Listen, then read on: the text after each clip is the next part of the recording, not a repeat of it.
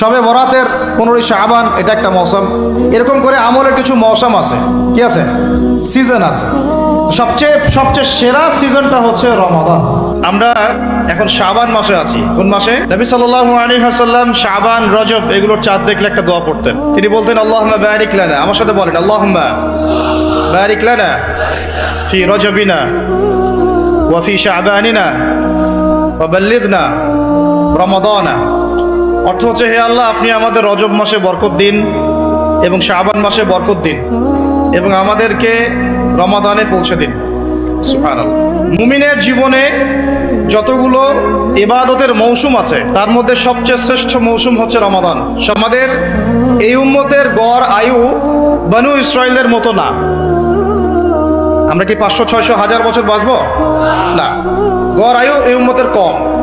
এই কারণে আল্লাহ রাব্বুল আলামিন আমাদেরকে এই ইবাদত করার জন্যে অল্প সময়ে অল্প ইবাদতে যেন আমরা বেশি বেশি নেকি পাই, ফজিলত অর্জন করতে পারি, এই কারণে আল্লাহ রাব্বুল আলামিন আমাদেরকে কিছু মৌসুম দিয়েছেন, ইবাদতের কি মৌসুম।